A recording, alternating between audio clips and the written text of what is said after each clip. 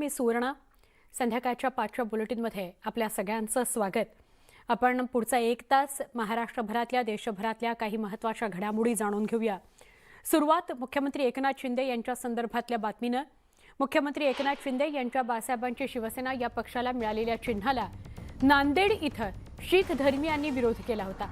मात्र दुसरीकडे ठाण्यात शीख धर्मीयांनी आपला ढाल तरवारीला विरोध नसून आमची निशाणी खंडार आणि कृपाण असल्याचं स्पष्ट करण्यात आलंय. ठाण्यात मल्हार टॉकीजच्या बाजूला हे सगळे शीख बांधव जमले. त्यांनी घोषणाबाजी केली आणि आपलं म्हणणं मांडलेलं आहे. आमचे प्रतिनिधी अजित मांढरे यांच्याशी सविस्तर बोलूया. अजित, ढाल तलवारीला आपला विरोध आहे, हे धार्मिक निशाणी आहे असं म्हणत नांदेडमध्ये शीख बांधवांनी आंदोलन केलं म्हणण्यापेक्षा आपला आवाज उठवला. असं असताना ठाण्यातले सगळे शीख बांधव एकत्र आले आणि त्यांनी आपली एक वेगळी भूमिका मांडली आहे. काय सांगाल? सुवर्णा, ठाण्यामध्ये जे शीख बांधव या ठिकाणी माझ्या मागे घोषणाबाजी करतायत हे मुख्यमंत्री एकनाथ शिंदे यांचा बालेकिल्ला आहे आणि मुख्यमंत्री एकनाथ शिंदे याच ठाण्याचे सुपुत्र आहेत.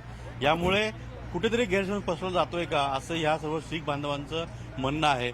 हातात त्यांनी जे चिन्ह घेतलेलं आहे त्याच्यामध्ये तलवार, कृपान आणि त्याच पद्धतीनं खंडर आहे, ढाल आहे असं त्यांचं म्हणणं आहे. त्यामुळे हे मूळ चिन्ह त्यांचं आहे.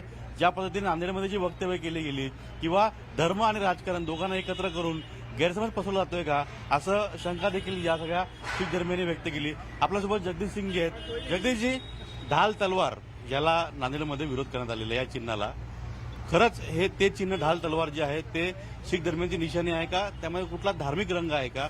ज्या पद्धतीने वक्तव्य केली गेली त्याला काय सांगाल? नाही, ढाल तलवार ही आमची धार्मिक निशाणी नाही आहे. आमची धार्मिक निशाणी हे खंडा आहे. ह्याच्यामध्ये तुम्हाला दोन्ही साईडला 2 कृपाण दिसत आहेत आणि त्याच्यामध्ये एक खंडा आहे आणि त्याच्यामध्ये एक रिंग आहे. ही आमची जगभर तुम्ही कुठंही पाहाल तर आमची निशाणी तुम्हाला एक सिम्बॉल म्हणून ही निशाणी तुम्हाला दिसायला मिळेल. हे नांदेडमध्ये जे काही कोणी वक्तव्य केले त्या आम्ही विरोध करतोय आणि राजनीती आणि धर्म दोघांना मिसळू नये हे आम्ही त्यांना हात जोडून विनंती करतोय की असे प्रमाण करून की आपसामध्ये जे एक गैरसमज उत्पन्न होत आहे ते करू नये अशी त्यांना विनंती आहे माझी. पण ज्या पद्धतीने वक्तव्य केली गेली, निदर्शनं केली गेली, विरोध केला गेला, तो योग्य आहे का?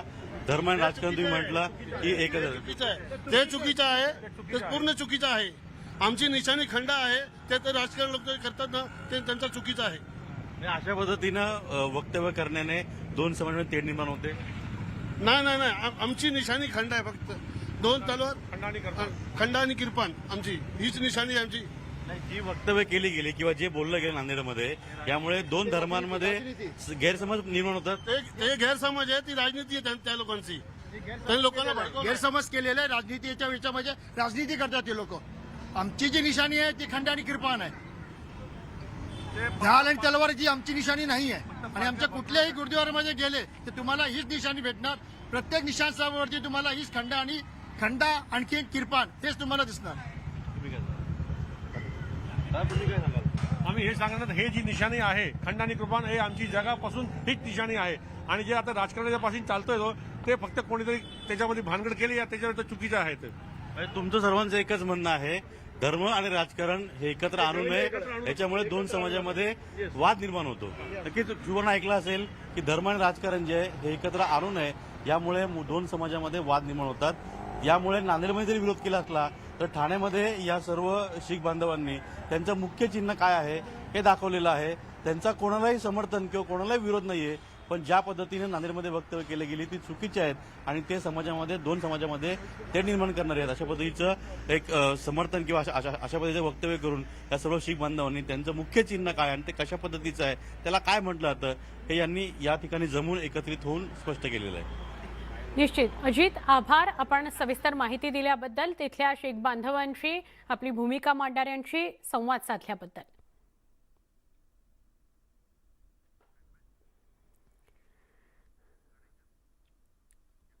बाळासाहेबांची शिवसेना या पक्षाला निवडणूक आयोगानं ढाल तलवार हे चिन्ह दिलंय.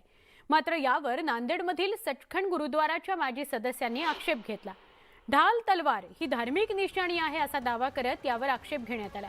ढाल तलवार ही शीखांची धार्मिक निशाणी आहे. श्री गुरु गोविंद सिंग यांनी जेव्हा खालसा धर्माची स्थापना केली त्यावेळी ढाल तलवार रक्षणाकरता अर्पण केली होती. शीखांच्या 5ही तख्तांवर रोज ढाल तलवारीचं पूजन केलं जातं. त्यामुळे हे निवडणूक चिन्ह देऊ नये अशा आशयाचा आक्षेप गुरुद्वारा बोर्डाचे माजी सदस्य सरदार रणजीत सिंग यांनी घेतलाय. त्रिशूल जशी धार्मिक निशाणी आहे त्याचप्रमाणे ढाल तलवार ही पण धार्मिक निशाणी आहे. तर त्यामुळं ढाल तलवार ही निशाणी शिंदे गटाला जी देण्यात आलेली आहे त्याचा माझा आक्षेप यामुळेच आहे की धार्मिक चिन्ह जेव्हा त्रिशूल असू शकते तर गुरु गोविंद सिंगजी महाराजांनी खालसा पंथ स्थापनेच्या वेळेस तलवार आणि ढाल तलवार ही खालसा पंथाला दिलेली आहे. त्या ढाल तलवारची पूजा 5ही तख्तावर आमच्या होत असते, दररोज होते. त्यामुळं ज्याप्रमाणे त्रिशूलला या चिन्हांच्या यादीतून बाद ठरवण्यात आलं, बाजूला करण्यात आलं, त्याचप्रमाणे ढाल तलवार या निशाण्याला आपण बाजू करावं. पुढच्या बातमीकडे वळूया. मुख्यमंत्री एकनाथ शिंदेंचं फिरतं मंत्रालय ऑन ड्युटी 24 तास सुरू असल्याचा प्रत्यय ठाण्यात आला. मुख्यमंत्र्यांनी भेटीकरता थांबलेल्या महिला आणि कामगारांची भेट घेतली. ठाण्यातील निवासस्थानाबाहेर काही महिला आणि कामगार आपापले प्रश्न घेऊन आलेले होते. मुख्यमंत्र्यांनी त्यांना बोलवून निवेदन स्वीकारलं. महिला घराचा विषय घेऊन आल्या होत्या तर विद्युत मेटॅलिक कंपनीच्या कामगारांनी आपल्या समस्या मुख्यमंत्र्यांसमोर मांडल्या.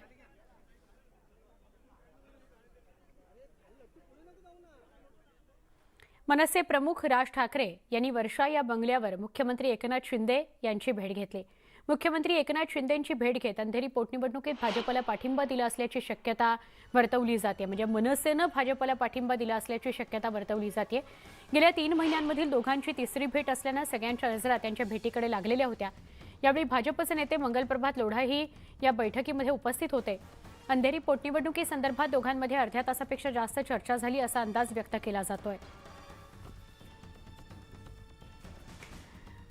मनसे अध्यक्ष राज ठाकरे मुख्यमंत्र्यांना भेटणार होते. कालच खरं तर ही भेट होणार होती, मात्र कालची भेट होऊ शकली नाही.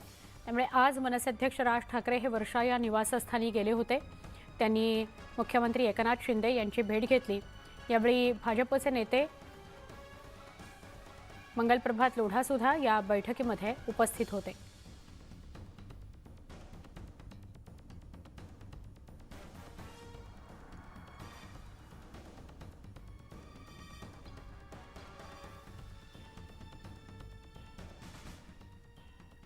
भाजप प्रदेशाध्यक्ष चंद्रशेखर बावनकुळे यांनी उद्धव ठाकरे यांच्यावर टीकास्त्र डागलंय.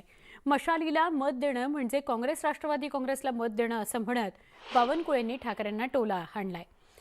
तसंच आमचं टार्गेट घड्याळ बंद पाडणं आणि मशाल विझवणं असं आहे असंही यावेळी बावनकुळे म्हणाले. दरम्यान त्यांनी जयंत पाटील आणि अजित पवारांनाही टोले लगावलेले आहेत.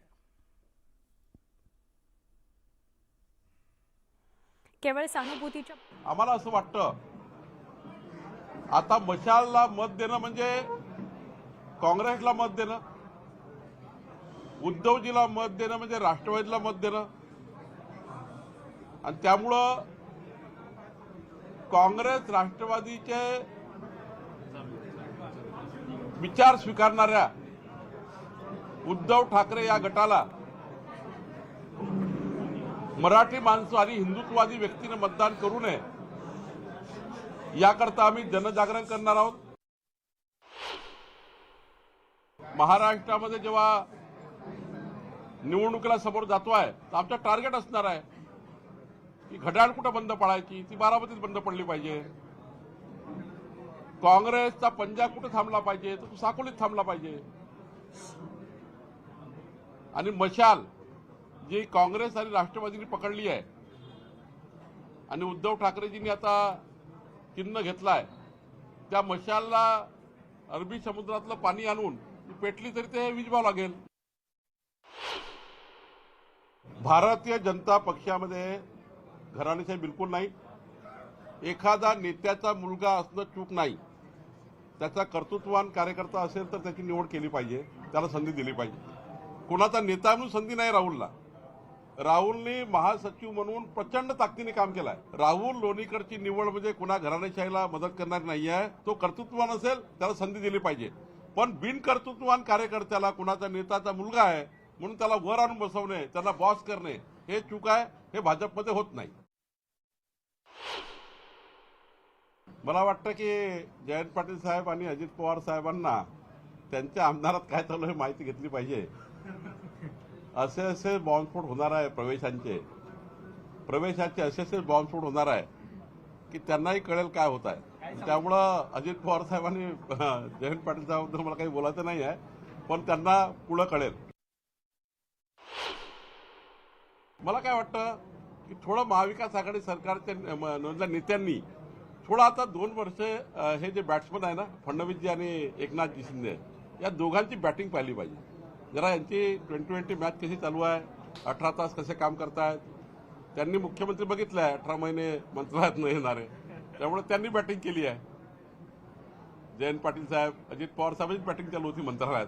उद्धव ठाकरे साहेब तर ना बॉलिंग करत होते ना विकेट किपर होते.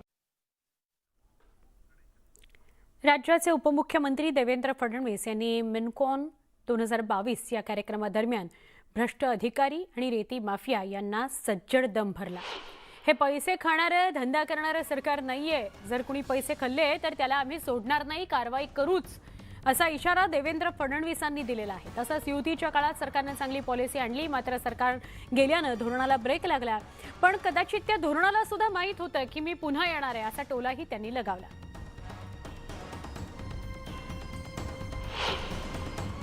मैं अभी आशीष जी को पूछ रहा था कि हमने आपको रेती घाट देने की बात कही थी, तो उसका क्या हुआ. तो मुझे बड़ा आश्चर्य हुआ. उन्होंने कहा मैं पिछले 2 साल से प्रयास कर रहा हूं लेकिन टीपी इशू नहीं होती.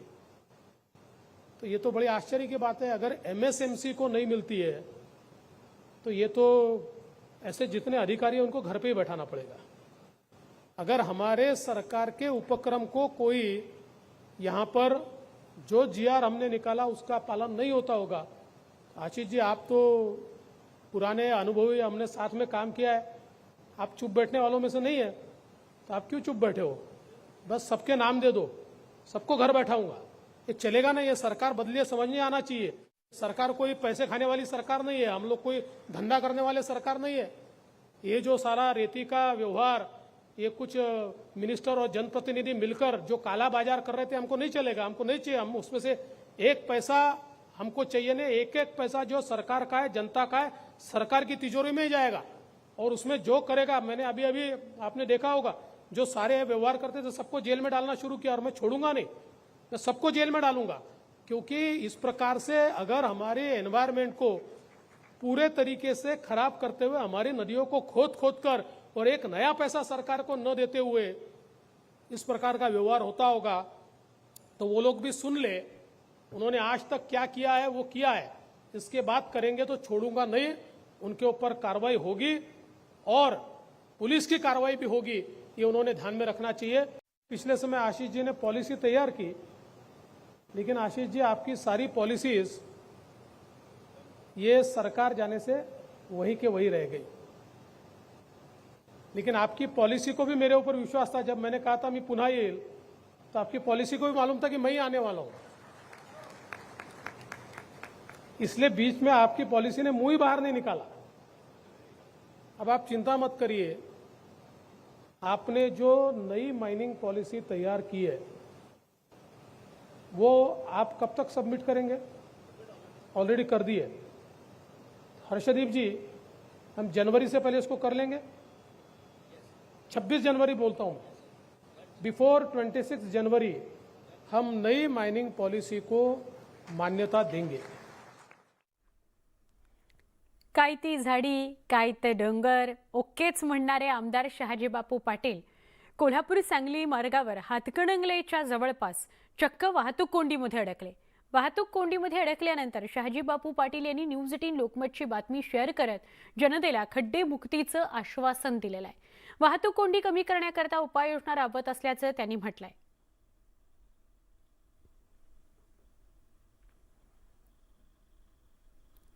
शहाजीबापू ट्रॅफिकमध्ये अडकले.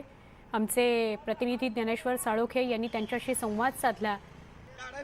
जेव्हा ही बातमी आम्ही न्यूज 18 लोकमतवर दाखवली, खड्ड्यांविषयी त्यांना विचारलं, त्यांनी आश्वस्त केलं की हे खड्डे आम्ही दूर करण्याचा प्रयत्न करू. तोच व्हिडिओ त्यांनी स्वतः शेअरसुद्धा केला आणि खड्डेमुक्तीचं आश्वासन नागरिकांना दिलेलं आहे.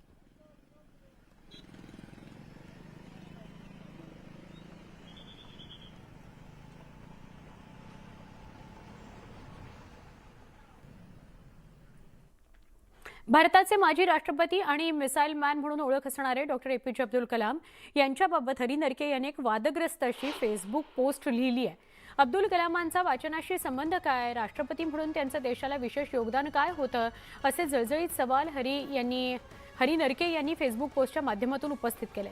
अब्दुल कलाम हे एक इंजिनियर होते, पण त्यांना काही मंडळींनी शास्त्रज्ञ घोषित करून टाकलं असं म्हणत त्यांनी काय शोध लावला, असाही प्रश्न नरके यांनी विचारला. कलमांचा जन्मदिवस वाचन प्रेरणा दिवस म्हणून का साजरा करावा, असाही सूर हरी नरके यांनी आळवला आहे.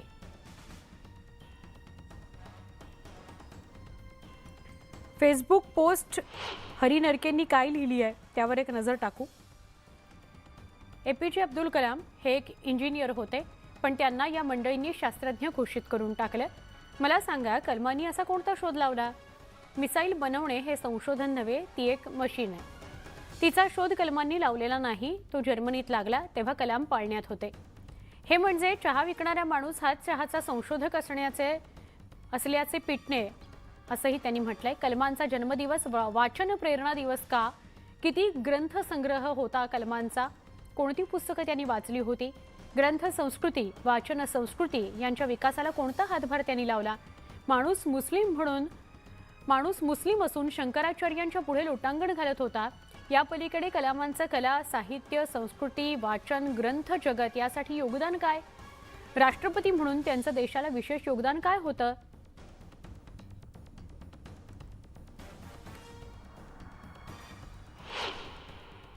हरी नरके यांचा निगेटिव्ह अभ्यास अब्दुल कलामांचा आहे. निगेटिव्ह अभ्यासातून निगेटिव्हच बाजू लक्षात येणार. तुम्ही चांगली बाजू जर लक्षात घेतली तर अधिक चांगलं झालं असतं. अब्दुल कलामांचं आत्मचरित्र जगप्रसिद्ध आहे. हिंदूच्या गळ्याबद्दल ताईत असं झालेलं अब्दुल कलामांचं आत्मचरित्र आहे. आणि हे आत्मचरित्र आणि त्यांची एकंदरीत वैचारिक भूमिका, त्यांची भाषणं, हे जर सगळं विचार एकत्र केले तर आपल्याला त्यांचं वैचारिक साहित्य, एकंदरीत वैज्ञानिक साहित्य हे निश्चितपणे प्रेरक आहे. आणि अब्दुल कलामांनी असा कुठेही दावा केलेला नाही मी उत्तम साहित्यिक आहे, लेखक आहे. आणि अशा परिस्थितीमध्ये त्यांना नाव ठेवणं हे बरोबर नाही. अब्दुल कलामांचं एकंदरीत असणारं शास्त्रज्ञ म्हणून असणारं काम, संशोधन, ते संशोधनाच्या शिवाय ते मिसाईल बॅन झाले का, हा प्रश्न आहे. हरी नरके हे नेहमीच अकलेचे तारे तोडतात. खऱ्या अर्थाने त्याचं मानसिक संतुलन बिघडल्यासारखं वाटतं. त्यांना स्वतः कुठल्याही गोष्टीचा अभ्यास नाही आहे आणि असं विधान करणं म्हणजे सूर्याला दिवा दाखवण्यासारखं आहे. नक्षल चळवळीचा मास्टरमाइंड प्राध्यापक गोकलकोंडा नागा साईबाबा उर्फ GN साईबाबा आणि त्यांच्या साथीदारांची मुंबई हायकोर्टाच्या नागपूर खंडपीठाने निर्दोष मुक्तता केली होती. यानंतर काही तासात महाराष्ट्र सरकारने या निर्णयाविरोधात सर्वोच्च न्यायालयात धाव घेतली. सुरुवातीला सर्वोच्च न्यायालयाने मुंबई उच्च न्यायालयाच्या निर्णयाला स्थगिती देण्यास नकार दिला होता, मात्र आता सर्वोच्च न्यायालयाने निर्णयाला स्थगिती दिलेली आहे.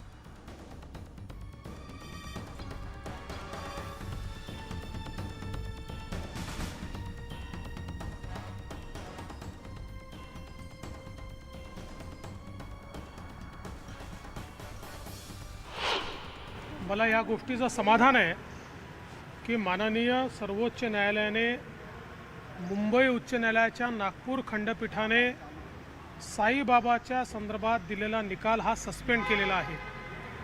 मी काल देखील या संदर्भात बोललो होतो की नागपूर खंडपीठाचा निकाल आमच्याकरता आश्चर्यजनक आणि धक्कादायक होता. कारण ज्या व्यक्तीच्या विरुद्ध माओवाद्यांना थेट मदत केल्याचे इतके पुरावे आहेत त्याला टेक्निकल मुद्द्यावर सोडणं हे चुकीचंच होतं. देवेंद्र फडणवीसांनी दिलेली ही प्रतिक्रिया. पुढच्या बातमीकडे वळूया. स्थानिक स्वराज्य संस्थांच्या निवडणुकीच्या पार्श्वभूमीवर भाजपमध्ये युवकांना संधी देण्यात येणार आहे. भाजप युवा मोर्चाच्या प्रदेशाध्यक्षपदी राहुल लोणीकर यांची निवड करण्यात आली आहे. राहुल लोणीकर हे बबनराव लोणीकर यांचे सुपुत्र आहेत। भाजप युवा मोर्चाची आज मुंबईतल्या भाजप प्रदेश कार्यालयात बैठक पार पडली। प्रदेशाध्यक्ष चंद्रशेखर बावनकुळे यांच्या उपस्थितीत ही घोषणा झाली। सध्याचे युवा प्रदेशाध्यक्ष विक्रांत पाटील यांची महामंत्रीपदी नियुक्ती झाल्यानं प्रदेशाध्यक्षपद रिक्त होतं, तिथं लोणीकर यांची नियुक्ती झाली आहे। सर्वप्रथम मी सर्व भारतीय जनता पक्षाचे सन्माननीय नेते आमचे देवेंद्रजी फडणवीस साहेब, बावनकुळे साहेब आणि राष्ट्रीय आणि राज्यातील सर्व प्रमुखांचे या ठिकाणी आभार मानतो की ज्या पदावर ज्यांनी कर्तृत्व सिद्ध केलं असे भारतीय जनता पार्टीचे नेते बसले, त्या पदावर काम करण्याची जिम्मेदारी आज या ठिकाणी माझ्यावर टाकली आणि 18 ते 25 वयोगटातील तरुणांना भारतीय जनता पार्टीसोबत जोडण्यासाठी एक विशेष भारतीय जनता युवा मोर्चा अभियान राबवत आहे। त्या अभियानाला आणखी उंची देण्याचं काम मी माझ्या कार्यकाळामध्ये त्या ठिकाणी करणार आहे। माहीम किल्ल्यावरील अतिक्रमणावर आता महापालिकेकडून झोपड्या हटवण्याच्या कामाला सुरुवात करण्यात आली आहे। माहीम किल्ल्यावरील रहिवाशांना याआधीच मोफत घरं दिली गेली आहेत। माहीम किल्ल्यावरील अतिक्रमणाबाबत न्यूज 18 लोकमतने वर्षभर पाठपुरावा केला होता, त्यानंतर पालिका प्रशासन आणि राज्य सरकारनं कारवाई सुरू केलेली आहे। माहीम किल्ला इथं आता झोपड्या पाडण्याचं काम सुरू आहे। या सगळ्याविषयी अधिक माहिती देत आहेत आमचे प्रतिनिधी विशाल पाटील। माहीम किल्ल्यावरती असलेल्या झोपड्या तोडण्याचं काम आता महानगरपालिकेकडून सुरू करण्यात आलेलं आहे। सद्यस्थितीला मी माहीम किल्ल्यावरती आहे आणि याच माहीम किल्ल्यावरती झोपड्यांचं अतिक्रमण जे हे मोठ्या प्रमाणात झालं होतं। न्यूज 18 लोकमतनं हा मुद्दा गेले वर्षभर लावून धरला होता। माहीम किल्ल्यावरती असणाऱ्या रहिवाशांना महानगरपालिकेकडनं घरं सुद्धा देण्यात आलेली आहेत आणि या ठिकाणी सद्यस्थितीला या माहीम किल्ल्यावरती असलेल्या झोपड्या ज्या आहेत हे आता पाडण्याचं काम जे हे महापालिकेकडनं सुरू करण्यात आलेलं आहे। खरं तर पुरातत्व विभाग यामध्ये आता अधिक लक्ष टाकताना आपल्याला पाहायला मिळतोय आणि माहीम किल्ल्याचं नवीन रूप येणाऱ्या काही वर्षांमध्ये आपल्याला पाहायला मिळेल।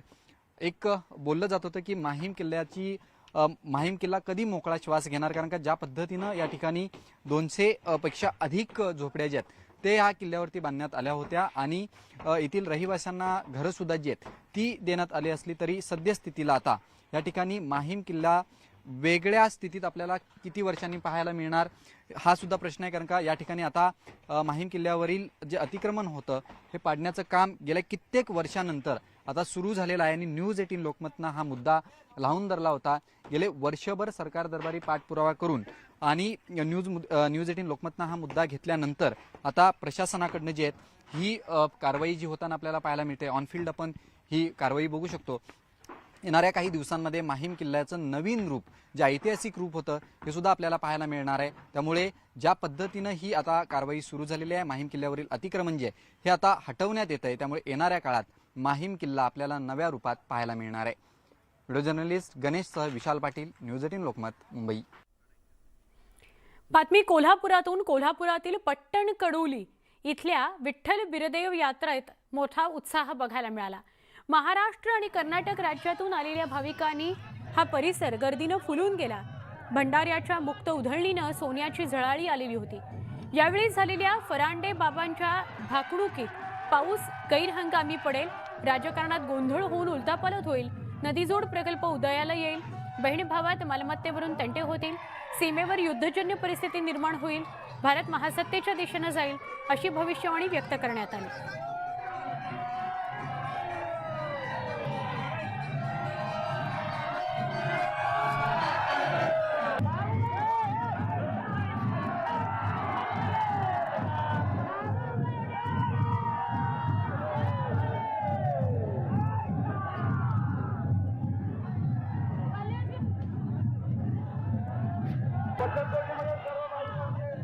मध्ये पुन्हा एकदा स्वागत। पावसा पाण्यासंदर्भातल्या बातम्या आपण बघणार आहोत।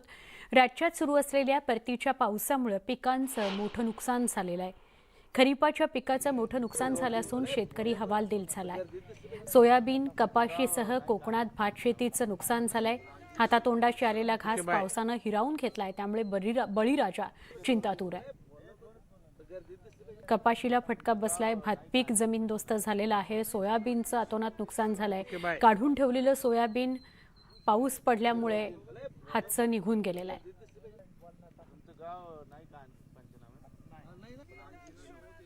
Okay bye. तर वाशिम जिल्ह्यात अतिमुसळधार पावसाने खरीपाच्या पिकाचं नुकसान केलं. काढणीला आलेलं सोयाबीन ज्याला अंकुर फुटू लागलेत.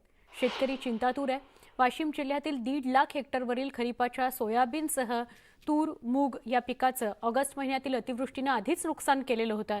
त्यात आता मागच्या 10 दिवसांपासून ढगफुटी सदृश्य पाऊस पडतोय. त्यामुळे कापून ठेवलेल्या हजारो हेक्टरवरील सोयाबीन पिकाचं होत्याचं नव्हतं झालं. या सगळ्याचा आढावा घेतला आणि शेतकऱ्यांशी संवाद साधला आमचे वाशिमचे प्रतिनिधी किशोर गोमाशे यांनी.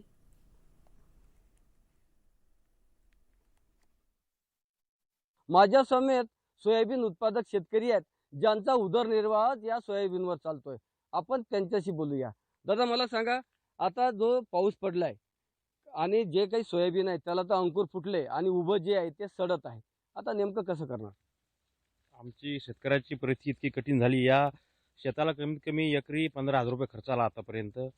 याला काहीच राहिलं नाही. तुम्ही पाहून घ्या, सोयाबीन म्हणजे काढायचे बी लायकीचे नाही. खर्च आमचा म्हणजे रुपया बी याच्यात वसूल होत नाही. आम्हाला एका एकराला कमीत कमी 15,000 रुपये खर्च आला. आता आम्ही करायचं काय? आम्हाला सरकारनं सांगावं. मरायची बारी आली, आम्हाला फाशी घ्यायची बारी आली. काहीच नाही साहेब. तुम्ही पहा, मोजाक बी आलेला आहे त्या सोयाबीनवर, दोनदा आला. दोनदा व्हायरल आला. पाणी झाले, तीन रोज 2-2 दिवसाला पाणी होत आहे. अरे सोयाबीन काढायची कशी, काय करायचं आम्ही याचं? आम्ही पीक विमा कंपनीला हे बी दिलं, कंप्लेंट दिल्या 3 वेळा दिल्या. अजून आमची कंप्लेंट अप्रूव्ह झाली नाही आणि कोणी आलं बी नाही. तर आम्ही करायचं काय? कोणी सर्वे करायला नाही, तलाठी आला नाही, कोणत्या विमा प्रतिनिधी आला नाही. काय करायचं आम्ही? विमा 3 वर्ष झाला विमा काढू, विमाचे पैसे भेटले नाही. सरकार आमच्यावर दुर्लक्ष करायला. काय करायचं? शेतकऱ्यांना फाशी घ्यायची आली आमच्यावर. काय करावं? काय समजलं? मला सांगा, तुम्ही आता तुमचं हे सोयाबीनवरच सगळं उदरनिर्वाह चालते, आता खर्च निघणार की नाही? नाही, खर्च निघणं मुश्किल आहे सर. अशा कंडिशनमध्ये खर्च निघूच शकत नाही. आमच्याकडे कोणाचं लक्ष नाही सर. सरकारचं लक्ष नाहीये, लोकप्रतिनिधी आले नाहीत, कोणीच आले नाहीत. आम्ही आमच्या व्यथा मांडायच्या कोणासमोर आणि सरकारमार्फत म्हणजे सरकारपर्यंत पोहोचणार कशा? सरकारचा कोणताच प्रतिनिधी आमच्यापर्यंत येत नाही, कधीच येत नाही सर. आता लोक नाही आला नाही. अशी सततच्या पावसामुळे आमचं भयानक नुकसान आहे. भयानक म्हणजे आतूनच नुकसान आहे सर. आम्हाला बी दिवाळी आहे, दसरा आहे, कशा साजऱ्या करायच्या आम्ही ह्या सण? तुम्ही पाहू शकता ना काय काय या सोयाबीन शेंगाही नाही भरल्या याच्या. कसं करायचं आता? ज्यातल्या ज्यात येलो मोजेक व्हायरसही आला होता सर. करायचं कसं आम्ही आता? वाशिम नंतर बुलडाण्यामध्येही काही वेगळी परिस्थिती नाही. तिथलीही परिस्थिती जाणून घेऊया. बुलडाण्यामध्ये अतिवृष्टी झाली आणि जवळपास 16,000 हेक्टरवरचं पिकाचं अतोनात नुकसान झालं. बुलडाण्यात सोयाबीनचं सगळ्यात जास्त नुकसान झालंय, 11,000 हेक्टर. तर कापसाचं 2.5 हेक्टर इतका पिकावरचं नुकसान झालंय. गेल्या वर्षीच्या तुलनेत यावर्षी 6,000 हेक्टरवरचं पिकाचं नुकसान झालंय.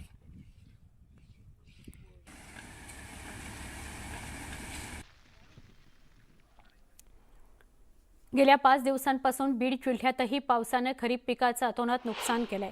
कापूस, सोयाबीन, बाजरीसह इतर पिकं पाण्यात गेली आहेत. शेकडो हेक्टरवरील पीक पाण्यात असल्याने शेतकऱ्यांना मोठा आर्थिक तोटा सहन करावा लागतोय. गुडघाभर पाण्यातून सोयाबीन वाचवण्याकरता प्रयत्न करणाऱ्या शेतकऱ्यांचा व्हिडिओ व्हायरल झाला आहे. बीड तालुक्यातील साखरे बोरगाव गावातील चित्र शेतकऱ्याची वस्तुस्थिती दाखवण्यासाठी पुरेसं आहे.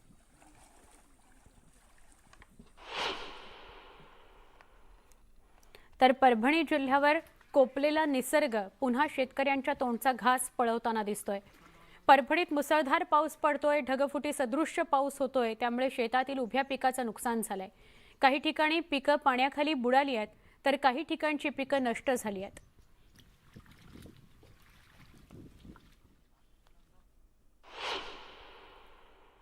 काल झालेल्या अतिवृष्टीनंतर ठिकठिकाणी शेतामध्ये अशाच प्रकारे पाणी साठलेलं आहे आणि त्यामुळे शेतकऱ्याच्या तोंडाशी आलेला घास हिरावला गेला आहे. आपल्यासोबत काही शेतकरी आहेत. आपण शेतकऱ्यांकडून जाणून घेणार आहोत नेमकी सध्याची काय परिस्थिती आहे. काय सांगाल, काल रात्री जो पाऊस झाला त्यानंतर शेताची काय परिस्थिती आहे? सातत्यानं काल दुपारपासून जे पाऊस चालू झाला तो ढगफुटी सदृश्य पाऊस होता आणि आम्ही तरी या 4-5 वर्षात असा पाऊस पडला नाही, इतका तुफान पाऊस पडला. आणि सातत्यानं मागं पाऊस लावगण केली तेव्हापासूनच खूप पाऊस होता. मध्ये महिना 1.5 महिना उघाड देत दिली. कसं तरी हे पीक आता वाचलं होतं आणि कसे तरी त्याला हातातोंडाशी आलेले बोंड होते, 30-40 बोंड होते. त्यापैकी जवळपास 20-25 बोंडाची अशी परिस्थिती झाली. इतर पिकांची काय परिस्थिती आहे आपण हेही जाणून घेणार आहोत. काय सांगाल, तुमच्या शेतामध्ये सोयाबीन होतं, सोयाबीनची काही वेगळी परिस्थिती नाही. 2 दिवसापासूनच्या या सततच्या या पावसामुळे कमीत कमी एवढं नुकसान झालं की एक तर मजूर भेटत नाही. मजूर इकून तिकून आणायला गेले तर मजुरी वाढलेली आहे आणि उत्पन्नाचं सुद्धा काही खरं नाही. आज आणि काढायला एवढं बेजार झालेलो आहे की आज रोजी एवढं काढणं सुद्धा शक्य नाही.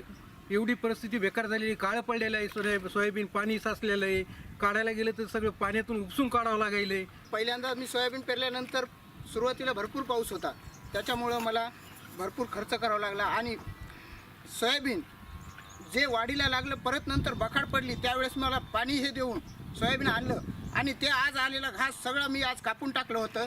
त्या पाऊस पडल्यामुळं माझं सोयाबीन सर्व पाण्यात आहे. आज हे जे आसमानी संकट शेतकऱ्यांना पडलेलं आहे त्यातून वाचवण्यासाठी आता सरकारनं पुढे येणं गरजेचं आहे आणि शेतकऱ्यांना जे अतिवृष्टीमधून वाचलेली पिकं आहेत तर त्या दृष्टीनं शेतकऱ्यांना अनुदान देऊन शेतकऱ्याला उभारी देणं आता गरजेचं बनलेलं आहे. तरच येणाऱ्या काळामध्ये होणाऱ्या शेतकऱ्यांच्या आत्महत्या रोखतील. विशाल माने, न्यूज 18 लोकमत, परभणी. रत्नागिरी जिल्ह्यातील दापोली मंडणगड तालुक्यामध्ये गेले काही दिवस पडणाऱ्या पावसामुळे भातशेती धोक्यात आली आहे. कापणी योग्य झालेल्या भात पिकाला पावसाचा जोरदार तडाखा बसतोय. हातातोंडाशी आलेलं पीक मातीमोल होईल की काय असा विचार करून बळीराजा चिंतातूर आहे. या भातशेतीची स्थिती जाणून घेतली आमचे प्रतिनिधी शिवाजी गोरे यांनी.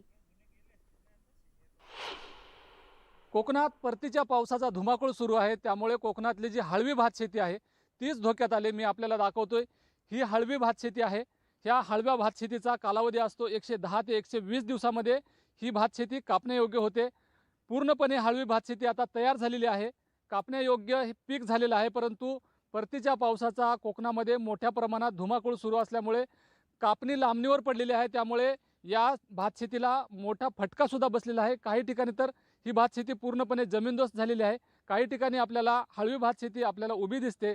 उभं पीक जरी असलं तरी वेळेत जर का कापलं नाही तर हा जो भात आहे तो झडण्याची शक्यता आहे. महान भातशेतीचा कालावधी मात्र अजून पूर्ण झालेला नाही. 120 ते 140 दिवसापर्यंत महान भातशेती पूर्णपणे तयार होते. अजूनही 10 ते 15 दिवस अवधी आहे आणि त्यामुळे आता आपण कोकणामध्ये पाहतोय फक्त हळव्या भातशेतीला मोठं नुकसान होण्याची शक्यता आहे.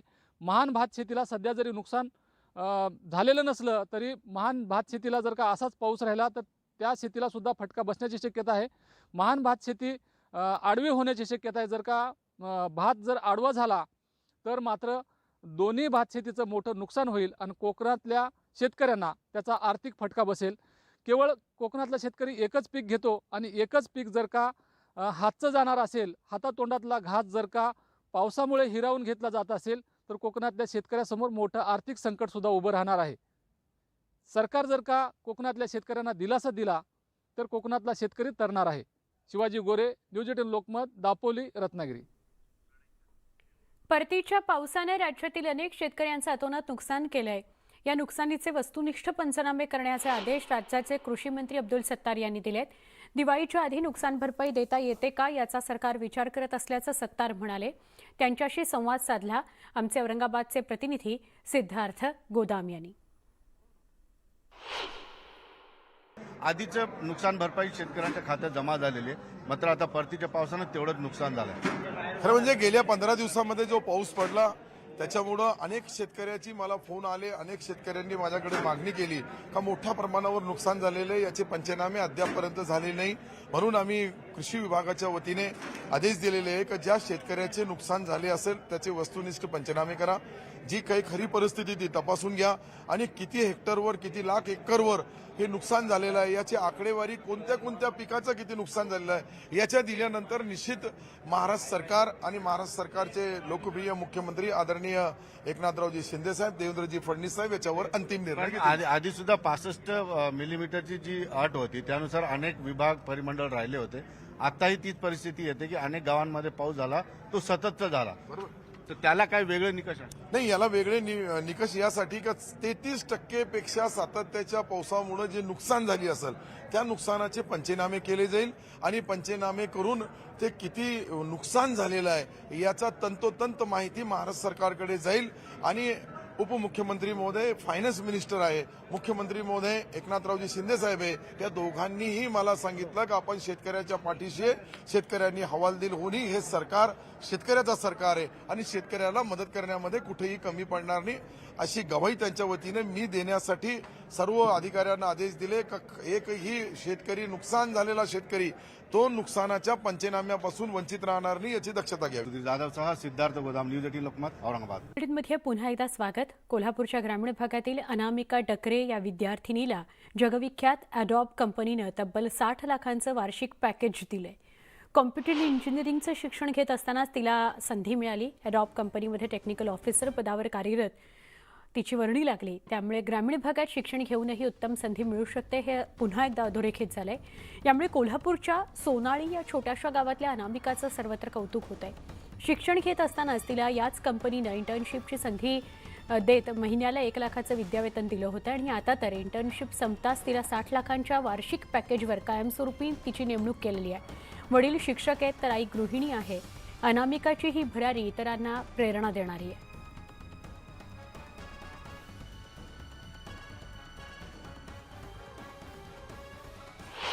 थर्ड इयरमध्ये त्या मुलीची इंटर्नशिपसाठी ॲडॉब USA कंपनीमध्ये 3 महिन्यासाठी दर महिन्याला 1 लाख रुपये इंटर्नशिपवरती सिलेक्शन झाली आणि आत्ता त्या मुलीची तो इंटर्नशिप प्लेसमेंट ऑफर PPO ज्याला म्हणतो 60 लाख रुपयेच्या पॅकेजमध्ये वार्षिक पॅकेजमध्ये या मुलीची सिलेक्शन आज झालेली आहे. या DY पाटील ग्रुप आणि DY पाटील कुटुंब आणि कॉलेज याच्यासाठी हे फार फार फार आनंदाची बातमी आहे.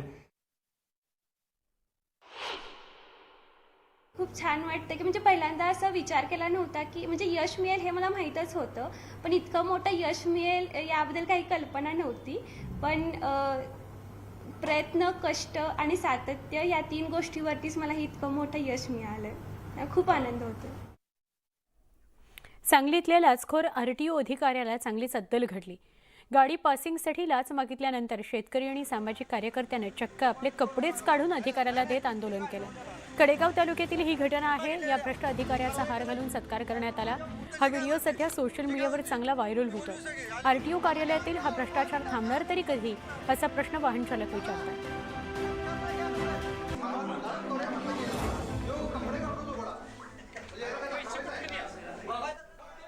आम्हाला त्यांच्या एका अधिकाऱ्यानं जो इथं बाहेर बसलेला त्याने सांगितलं की तुम्हाला मी अमुक अमुक एजंटचा नंबर देतो, त्याच्यावर तुम्ही 10,000 रुपये पाठवा.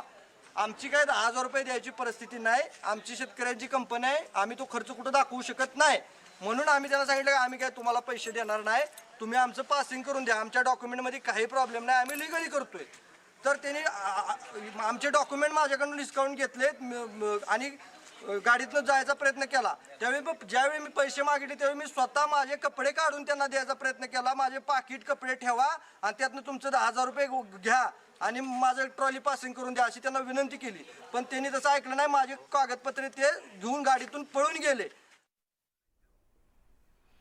कोल्हापूरमधील अंबाबाई मंदिरात महिलांच्या दागिन्यांची चोरी करतानाची घटना CCTVत कैद झाली आहे.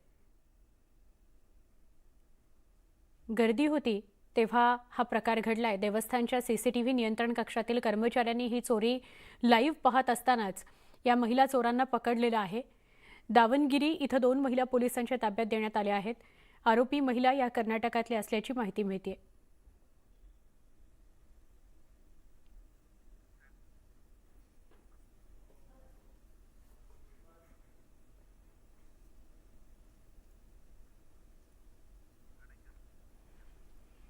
पुणेकरांचा नाद करायचा नाही असं म्हणतात. याचाच प्रत्यय पुन्हा एकदा पुण्यातच आला. PMPMLचा बस चालकानं इच्छित स्थळी उतरवलं नाही म्हणून एका तरुणाने बसमध्ये जो काही गोंधळ घातला त्याचे व्हिडिओ सध्या प्रचंड व्हायरल होतो. दार उघडा, मला उतरू द्या असं म्हणत या तरुणानं थेट बोंबाबोंबच केली. वाचवाओ असा हा तरुण ओरडू लागला. त्याचा आरडाओरडा ऐकून रस्त्यावरही गर्दी वाढू लागली. बसमधील प्रवाशांची तर हसून हसून मुरकुटी वळली. पिंपरी चिंचवड शहरातल्या या घटनेच्या व्हिडिओची सध्या जोरदार चर्चा होते.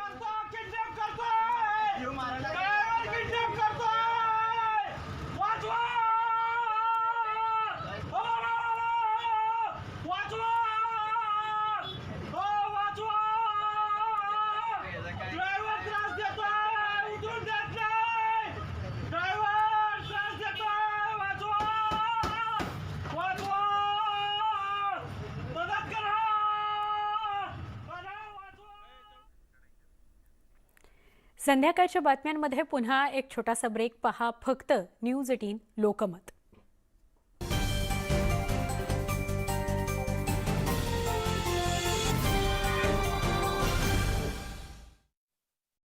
एजन्सीजकडून हे काम केले जाणार आहे, त्यामुळे आगामी काळात भूगर्भातील पाणी पातळी वाढण्यास मदत होणार आहे.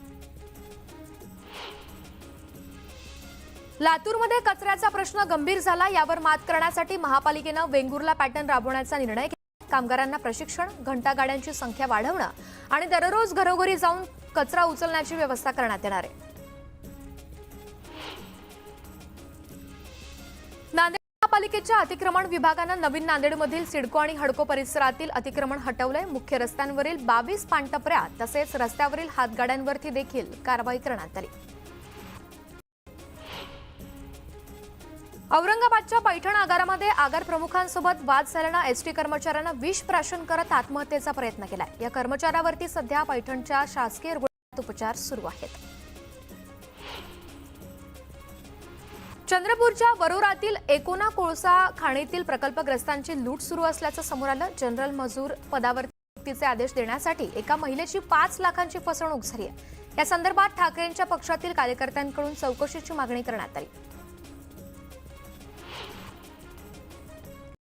लातूरमध्ये फसवणूक करणाऱ्यांविरोधात गुन्हा दाखल झालाय. अन्सार शेख यांनी भागवत इर्लापल्लेकडून 100 दिवसांसाठी 6 लाख उसणे घेतले. यासाठी गॅरंटी म्हणून 2 कोरे चेक आणि बॉन्ड दिले. मात्र 6 लाख देऊनही इर्लापल्लेकडून 10 लाखांची मागणी करण्यात आली. बीडच्या गेवराईत भेसळयुक्त सुट्या खाद्यतेलाची विक्री करणाऱ्या एजन्सीवर एफडीएनं कारवाई केली. यात 2.5 लाख किमतीचं भेसळयुक्त तेल जप्त करण्यात आलं. पिंपरी चिंचवड शहरातील बस चालक निश्चित स्थळी उतरत नाही म्हणून प्रवाशांनी गोंधळ घातला. बस चालकाशी वाद घालतानाचा हा व्हिडिओ सोशल मीडियावरती चांगलाच व्हायरल होतो.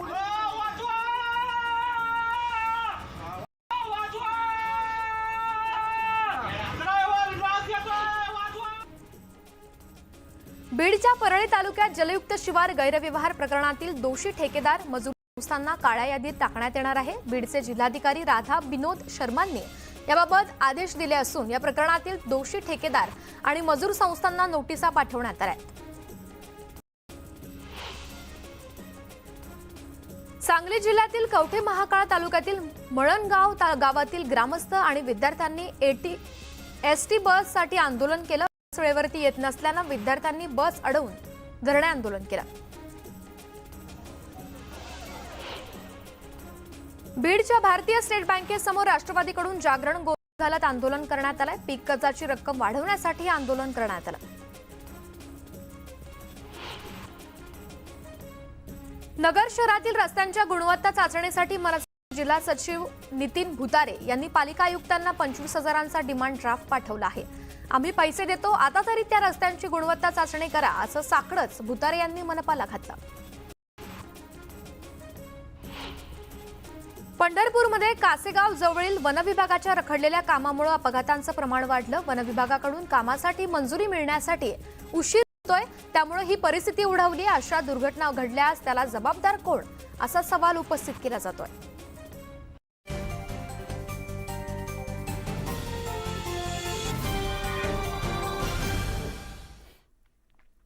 जम्मू आणि काश्मीरमध्ये सुरक्षा दलाच्या सतर्कतेमुळे मोठा कट उधळला. बांदीपोरा जिल्ह्यातील बडियारा आणि कानबाठी या गावांदरम्यान आयईडी आढळून आला. बॉम्ब निकामी पथकाला घटनास्थळी लगेचच पाचारण करण्यात आलं. स्फोटकांव्यतिरिक्त 3 पुलांची छायाचित्रही बॅगमध्ये सापडली आहेत, ज्यावरून असं दिसतंय की हे पूल बॅग सोडून गेलेल्या दहशतवाद्यांचं लक्ष्य होते, असं अधिकाऱ्यांनी स्पष्ट केलेलं आहे.